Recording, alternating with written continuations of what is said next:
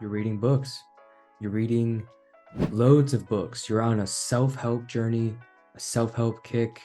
You're reading loads of self-help books from many different areas and many different pillars of health.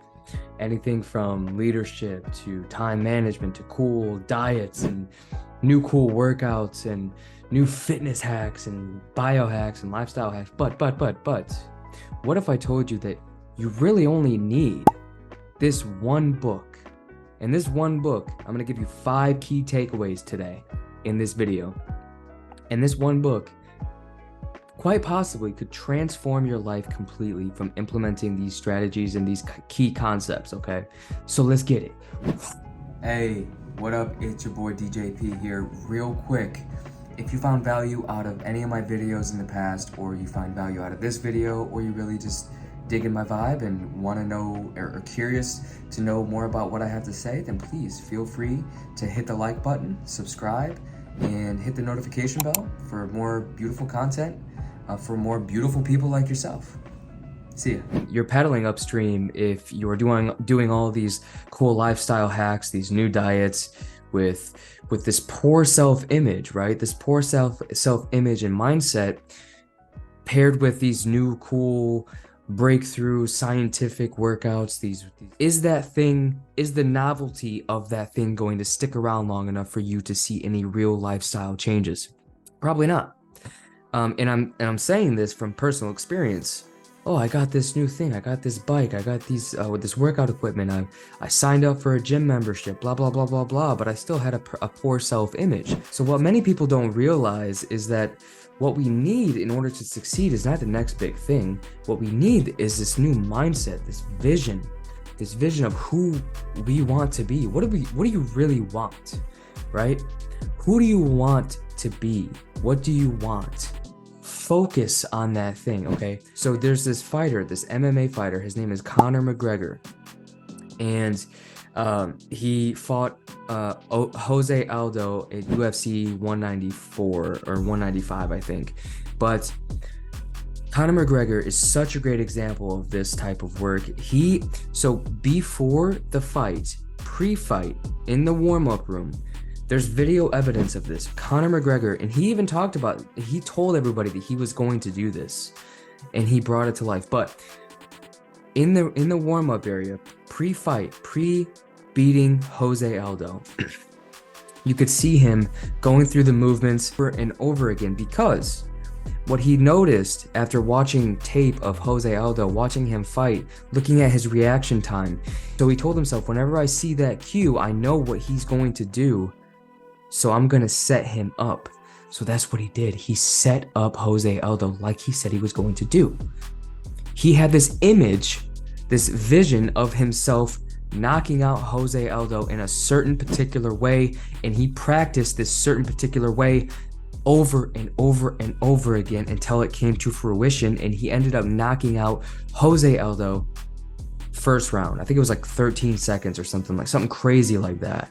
Now today, I'm sharing 5 key takeaways from the book Psycho-Cybernetics. Psycho-Cybernetics by Dr. Maxwell Maltz, and how you can apply these general principles given to us by Dr. Maltz on your day-to-day in order to put the best chances in your favor of success, whatever that looks like for you. And stick around to the end, because I'm going to give you the exact daily exercise straight out of the book, straight from Dr. Maxwell Maltz himself, that you could do on your day-to-day for an abundance of success. But first, who is Dr. Maltz? Dr. Maltz was this plastic surgeon, and he was taking on some pretty freakish looks. And back in the 50s, if you had a bigger nose than society was used to, you were considered a freak. Okay, and so throughout his career, he helped people look normal again.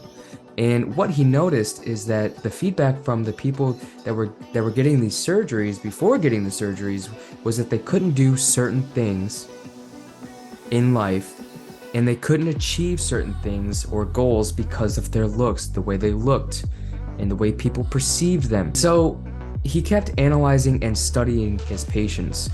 6 months, a year, years down the road, and followed up with them pretty consistently.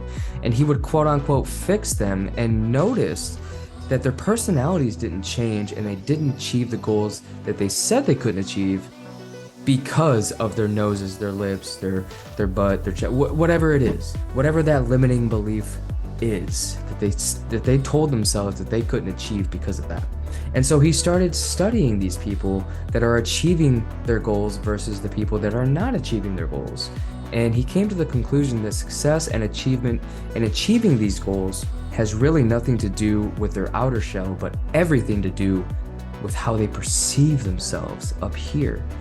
And not only that, but he studied failure on why certain people fail and why certain people succeed, and the correlation between how they see themselves as failures and how they see themselves as successes. He embarked on this journey and wrote this pretty amazing book, giving us general principles to follow throughout our lives in order to put us in the best position to win.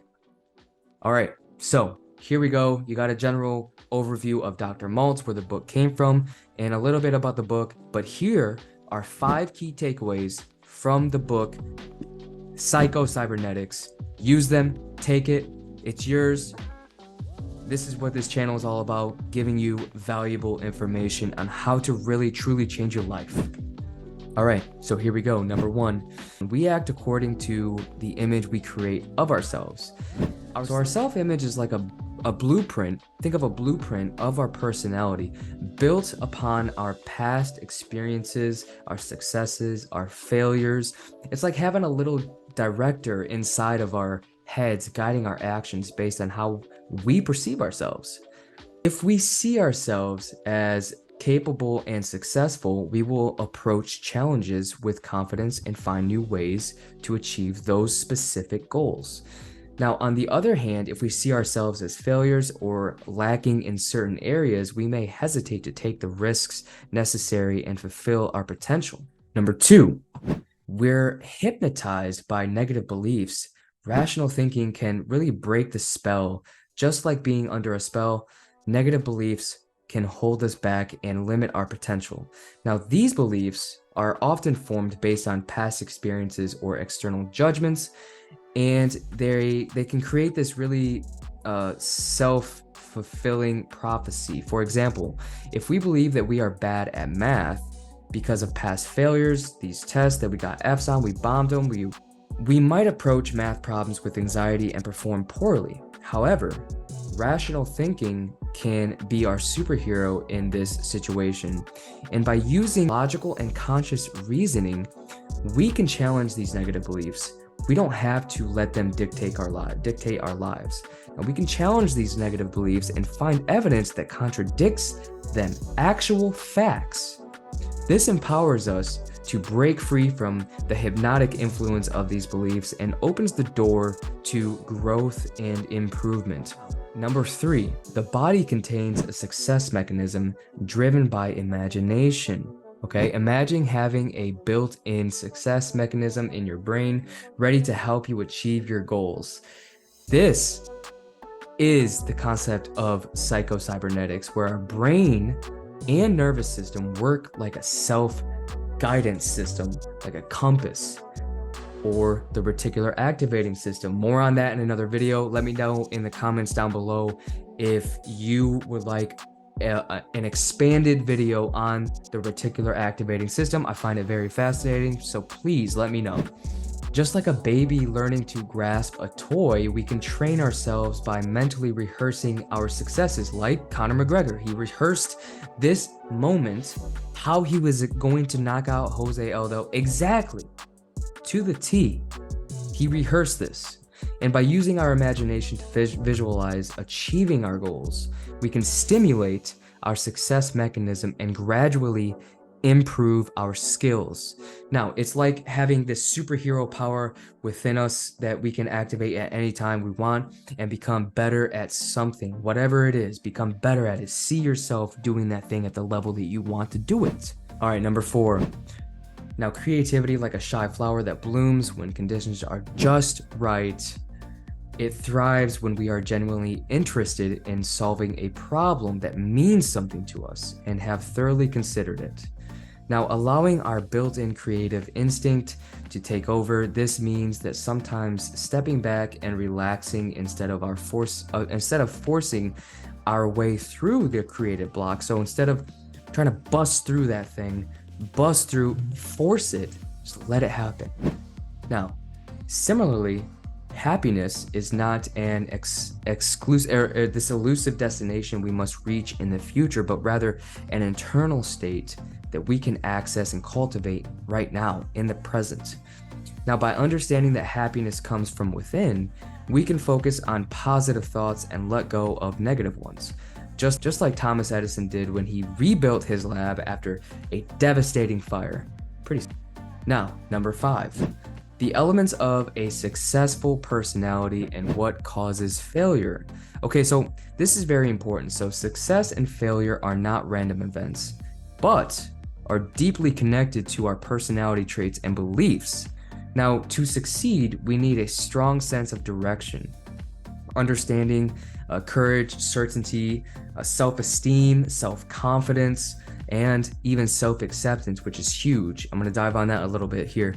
And these qualities form the foundation of a successful personality, now driving us towards achieving our goals.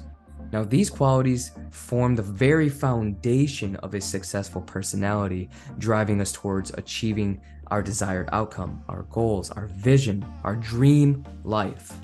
Now, on the flip side, failure is often the result of frustration, aggressive, self-destructive tendencies, insecurity, loneliness, uncertainty, even resentment. Recognizing these traits in ourselves really allows us to address them and work through them, work towards cultivating the elements of a successful personality. Now, I'm going to give you guys something here. Here's a bonus key takeaway here. Now, to find peace of mind in a chaotic world, we can practice relaxation techniques like delaying responses to conditioned stimuli that really cause us stress and anxiety, and it's like a trigger. When we hear the bell, start salivating. By doing so, we break free from automatic responses and gain control over our situations. Additionally, by creating a mental quiet room in our minds filled with relaxing and positive imagery can help us find moments of peace and tap into our true creative potential. This is so huge here, okay? And it's like having our own mental sanctuary where we can recharge and find inspiration. Now, we see another great example similar to the Conor McGregor thing is Michael Phelps. Now, before the 2008 Beijing Olympics, where Michael Phelps went in there and completely smashed everybody, got those gold medals, for 2 years before that, he was training every day. And every day he would run through this mental tape, a rehearsal of inspiration where he saw himself being awarded that gold medal, okay? Every morning, first thing in the morning, so it's the first thing he's thinking about when he wakes up, and the last thing, so every night before bed, the last thing he thinks about before bed. So even in his dreams, even while he's sleeping, he's rehearsing this, he's imagining this, just like Conor McGregor. I'm sure Conor McGregor was seeing this in his sleep many times. He was rehearsing this day and night. All right, thank you very much for being here. My name is Dylan Poley. If you found value at all from this video, subscribe, hit the notification bell, as this really helps my channel grow organically and reach as many people as possible. Trying to do the same thing as you and me is transform our lives and leave a positive impact on the world. Peace.